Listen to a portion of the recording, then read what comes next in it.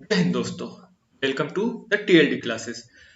आज से हम एमसीक्यू सीरीज चालू कर रहे हैं। अगर आपको किसी भी एग्जाम में चाहे वो एमपीपीएससी हो, गवर्नमेंट कोई सा भी एग्जाम हो, स्टेट पीसीएस या फिर कोई सा भी डिफेंस एग्जाम जहां पे आपको जीएस से क्वेश्चंस पूछे जाते हैं, तो ये सीरीज आपके लिए बड़ी हेल्पफुल होगी, क्योंकि ये एमसीक्यू ऐसे होंगे जिनमें आपको एक एमसीक्यू से कई सारे कॉन्सेप्ट क्लियर होंगे। ठीक है दोस्तों, तो आगे बढ़ते हैं पहले सवाल की तरफ।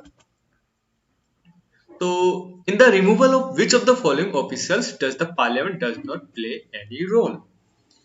तो इनमें से कौन है जिसके रिमूवल में पार्लियामेंट का कोई भी रोल नहीं होता है? इसे हिंदी में और देख लीजिए। निम्नलिखित में से किस अधिकारी को हटाने में संसद की कोई भूमिका नहीं होती? उच्च न्यायालय के न्यायाधीश, सर्वोच्च न्यायालय के न्यायाधीश, संघ लोक सेवा आयोग के अध्यक्ष, भारत के नियंत्रक एवं महालेखक परीक्षक।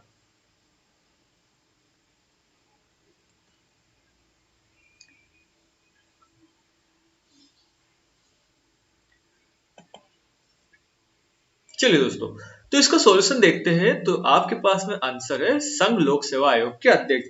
मतलब जो यूपीएससी के जो मेंबर होते हैं, मतलब अध्यक्ष होते हैं, वो है जिसको कि हटाने के लिए संसद की कोई भूमिका नहीं होती। मतलब पार्लियामेंट की उसको हटाने के लिए कोई भी किसी भी प्रकार से कोई भूमिका नहीं होती। अब देखो, इसके साथ आपको क्या एडिशनल नॉलेज ये चाहिए कि आपके पास में जो उच्च न्यायालय के न्यायाधीश है, ठीक है, जो हाई कोर्ट के जो जज है, इनका रिमूवल कैसे होगा? इम्पीचमेंट के द्वारा। सुप्रीम कोर्ट और हाई कोर्ट के जो जज होंगे, इनका रिमूवल होगा इम्पीचमेंट के द्वारा। ठीक है, तो इम्पीचमेंट कहा, इम्पीचमेंट आपके पार्लियामेंट से रिलेटेड होती है। ठीक है, चेयरमैन ऑफ द यूनियन, मतलब यूपीएससी के जो चेयरमैन है, इनको हटाने के लिए बस आपके पास में किसी भी तरह से पार्लियामेंट का कोई योगदान नहीं होता। ये प्रेसिडेंट की वजह से इनको हटाया जाता है। फिर कंट्रोलर और ऑडिटर जनरल ऑफ इंडिया रहते हैं, तो इनको हटाने के लिए भी सेम प्रोसेस होती है जो हाई कोर्ट और सुप्रीम कोर्ट के जज को हटाने के लिए होती है। ठीक है, तो आगे बढ़ते हैं अगले सवाल की तरफ।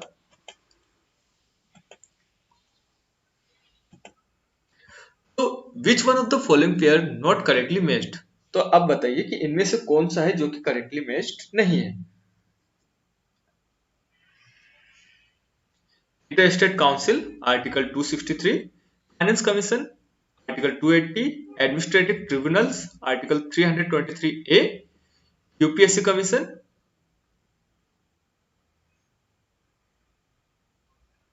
324। चलिए, इसे हिंदी में और देख लीजिए एक बार।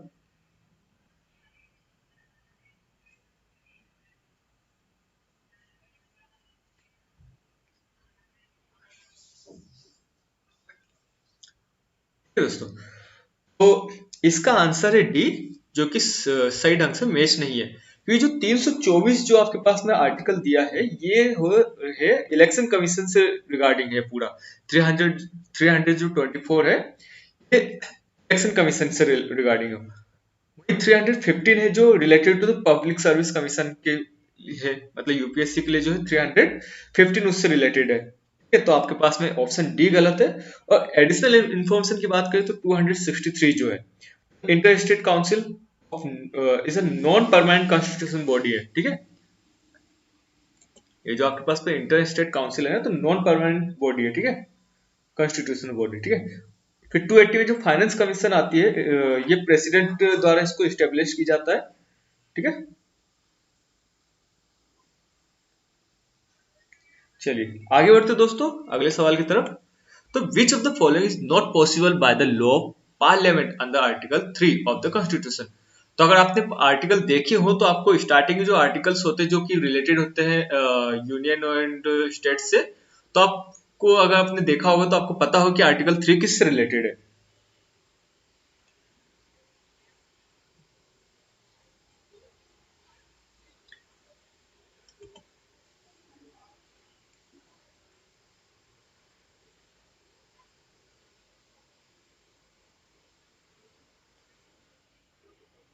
चलिए, तो आंसर देखते हैं इसका। तो आंसर नए राज्यों का प्रवेश।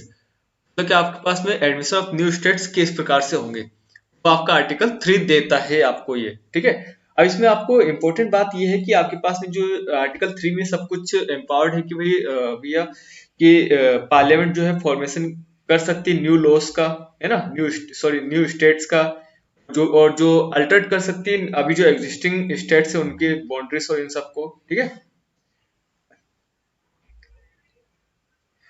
अब देखो इसमें और क्या क्या है कि ये किसी भी एक स्टेट का एरिया है उसको बढ़ा सकता है या फिर कम कर सकता है, या फिर उसकी बाउंड्रीज जो है किसी स्टेट के साथ में उसको चेंजेस कर सकता है, ठीक है।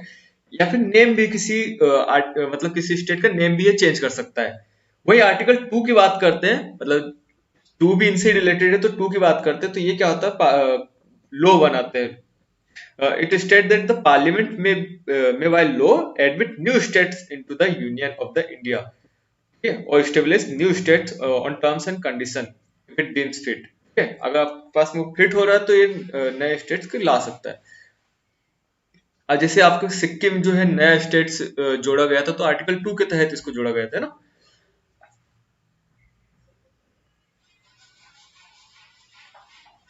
अब सिक्किम जोड़ा गया था तो ये कौन सा अमेंडमेंट में जोड़ा गया था, तो ये 35th और 36 था, है ना। 1974 में 35th अमेंडमेंट आया, फिर 1975 में 36 कॉन्स्टिट्यूशन अमेंडमेंट था, तब इसको जोड़ा गया था, ठीक है दोस्तों। चलिए आगे बढ़ते हैं। विच of the following is not correctly matched? Public health and sanitation कौन सी लिस्ट में है, यूनियन लिस्ट में, ठीक है, अगर है तो बताइए। एग्रीकल्चर क्या स्टेट लिस्ट में? Provisions related to the emolument allowance and the privileges of the president, governors of states, speaker and the deputy speaker of the house of the people and the chairman and the deputy chairman of the council of state, या फिर anti defection law, defection जो है 10th schedule में आता है। तो बताइए कि इनमें से कौन सा करेक्टली मैच नहीं है दोस्तों।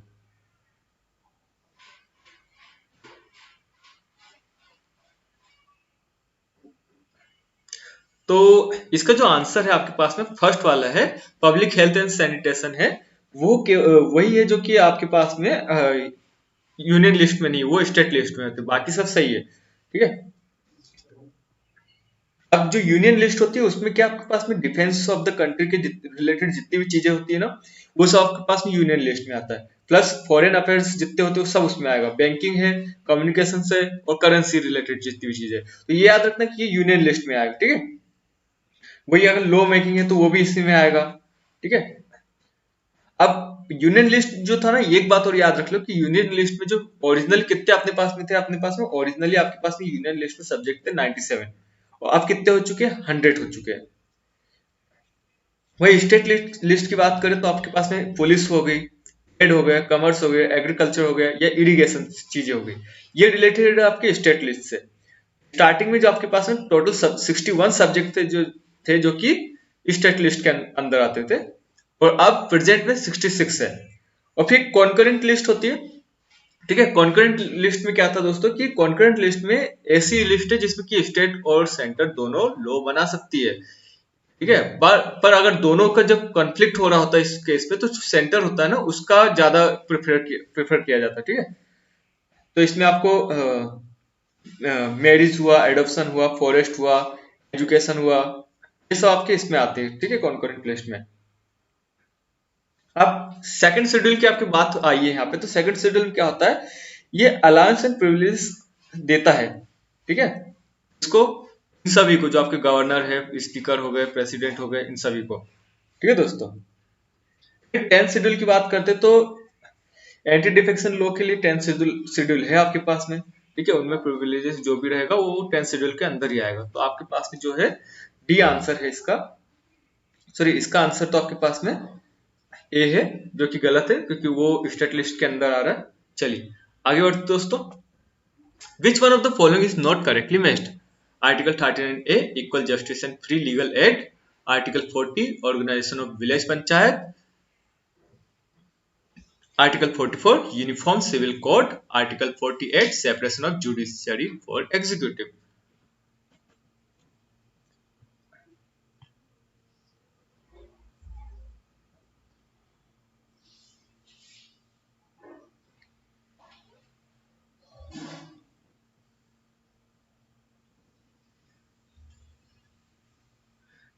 चलिए दोस्तों, तो इसको देख लेते हैं। इसका आंसर जो आपके पास फोर्थ वाला है, जो कि बिल्कुल सही नहीं है, क्योंकि आर्टिकल 48 जो होता है ना, वो आपके पास में जो ऑर्गेनाइजेशन होते हैं एग्रीकल्चर और एनिमल हस्बेंड्री की, उससे रिलेटेड होता है।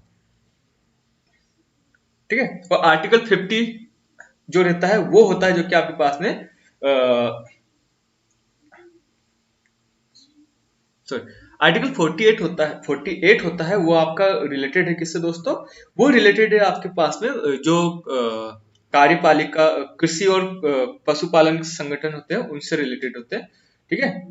और आर्टिकल 50 होता है जो ये अनुच्छेद न्यायपालिका को कार्यपालिका से अलग करने के लिए राज्य पर दायित्व डालता है। ठीक है।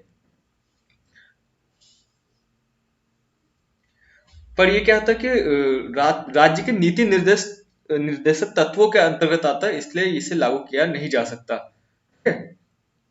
और भाग फोर्थ की जब बात करते हो आप, ठीक है, भाग फोर्थ की तो आर्टिकल 36 से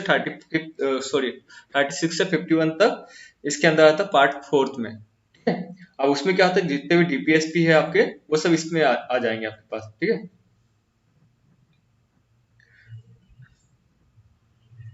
अब एडिशनल नॉलेज में आपको देखते हैं तो आर्टिकल 38, 39, 39A, 41, 42 ये सोशलिस्ट प्रिंसिपल्स को आपके पास में दर्शाता है। वही आपको गांधी प्रिंसिपल की बात करते हैं तो गांधी प्रिंसिपल में आपको 40, 43, ठीक है, 43B, 46, 47 एंड 48 ये गांधी प्रिंसिपल को दर्शाता है। चलिए आगे देखते हैं अगले सवाल।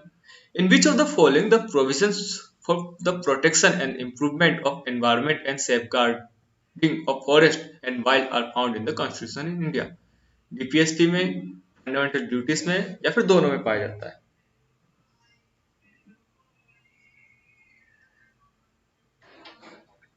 तो इसका आंसर है दोस्तों थर्ड वाला, both A and B. Both A and B आपके पास में जो है वो आपको ये दर्शाता है। ठीक है। तो क्या होता है कि 36 से 51 में जो है आपका डीपीएसपी में, उसमें आपको जो कि कहां से लिया गया डीपीएसपी, अपना आयरलैंड से लिया गया। ठीक है।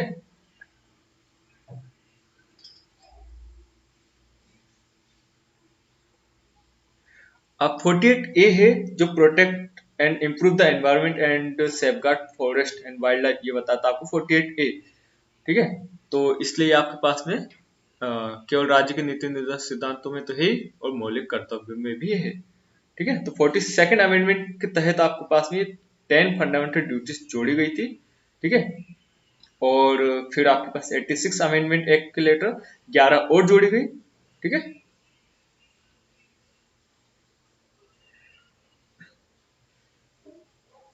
अब 51A के तहत क्या होता है, आर्टिकल 51A के तहत कॉन्स्टिट्यूशन के अंदर जो ड्यूटीज होती है एवरी सिटीजन के अंदर लोगों के लिए। ठीक है। इंडिया के जितने भी लोग हैं उनके सिटीजन क्या क्या ड्यूटीज है, ये सब 51A के अंतर्गत आती है। ठीक है। अब अगर आपको ड्यूटीज जानना है कि क्या क्या ड्यूटीज है, तो मैं बता देता हूँ आपको। नहीं, ड्यूटी से काम कीजिएगा, correct. came into existence in 1977. It is headed by the cabinet secretary. अब बताइए कि इनमें से कौन सा सही है, क्या पहला, दूसरा, या फिर दोनों, या फिर कोई भी नहीं?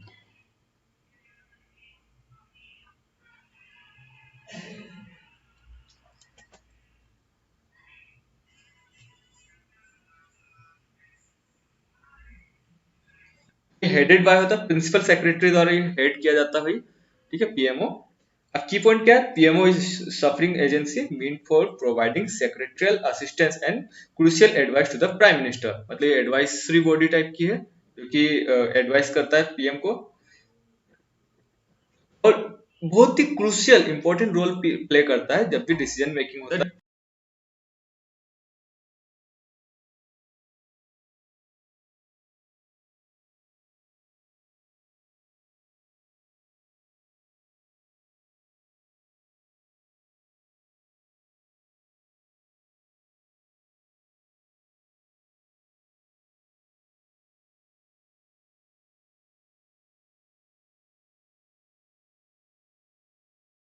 दिनेश गोस्वामी कमिटी। ठीक है, army and paramilitary personnels, diplomats and other placed outside India should be allowed proxy voting. The committee recommended that state assistance should be given both in kind as well as in case. Electronic voting machines should be used to put an end to manipulating and tampering. ये दोस्तों, तो आप बताइए कि इसमें से कौन सा सही है, कौन सा गलत है, और कौन कौन से सही, कौन कौन से गलत है.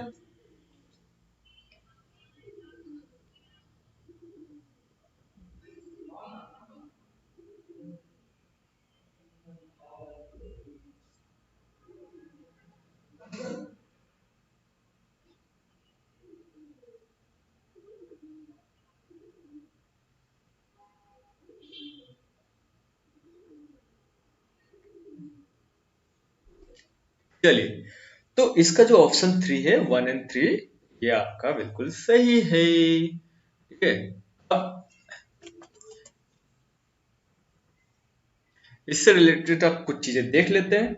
तो दिनेश गोस्वामी की जो कमिटी थी वो कब थी, 1990 में थी. ठीक है, तो इस कमिटी, जो कमिटी थी ये क्या थी, इलेक्ट्रोल रिफॉर्म्स के ऊपर थी. ठीक है, जिसने मेजर रिकमेंडेशंस दिए थे.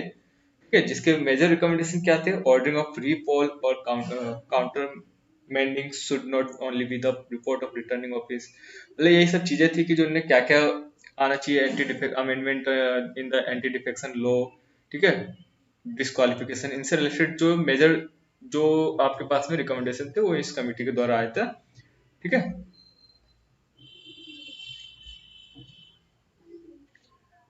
आगे बढ़ते दोस्तों. Which of the following statement is और are correct regarding the office of vice president of India. Vice president के ऑफिस से रिलेटेड कौन से सही है. Which president shall be ex officio chairman of the council of state. Electoral college for the election of the Vice President of India consists of member of both House of Parliament. He shall be a member of any House of the Parliament. तो बताइए कि क्या सही है, क्या गलत है, और क्या क्या सही है और क्या क्या गलत है. तो आपके पास जो आंसर है वो है आपके पास फर्स्ट वाला, केवल फर्स्ट एंड सेकंड जो है वो सही है. ठीक है, इसमें कुछ चीजें देख लेते हैं. तो vice president shall be ex officio chairman of council of state. ठीक है, और ये कोई सा दूसरा परफेक्ट वाला ऑफिस उस टाइम पे होल्ड नहीं कर सकते. चलिए आगे बढ़ते दोस्तों, क्या क्या है. चलो एक काम करते हैं कि वाइस प्रेसिडेंट के जो क्वालिफिकेशन है वो क्या क्या होना चाहिए. तो क्वालिफिकेशन आपके पास में सिटीजन होना चाहिए इंडिया का. दूसरा, एज कितनी होना चाहिए, तो जो 35 है. ठीक है, qualified for election as a member of council of state होना चाहिए, और कोई सा दूसरा ऑफिस आपके पास में होल्ड नहीं करना चाहिए. दूसरा है कि इनका टर्म जो है वो 5 ईयर का होता है. ठीक है, आप ये रेजिग्नेशन है वो प्रेसिडेंट को दे सकते हैं, और इनको रिमूव करने के लिए resolution of council of state pass by the majority of all the members of the council लगेगा ही लगेगा. ठीक है, और क्या चीज है जो आपको इसमें याद करनी चाहिए, इतना काफी है. आगे देखते हैं अगले सवाल की तरफ. जो अगला है, विच one of the following correctly matched. तो ऑप्शन और देख लीजिए, only 1, 1 and 2, 2 and 3 and all of the above. ये आखिरी सवाल है दोस्तों, तो देखिए.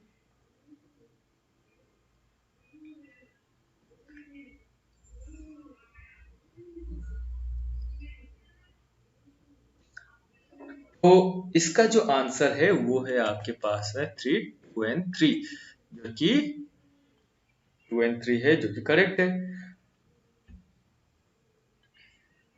तो जो 9th बी है वो कोऑपरेटिव सोसाइटी के ऊपर है. ठीक है, तो इसलिए पहला वाला गलत है. दूसरा क्या आपके पास में जो 14th ए है वो तो ये सही है, ट्रिब्यूनल स्लिप है.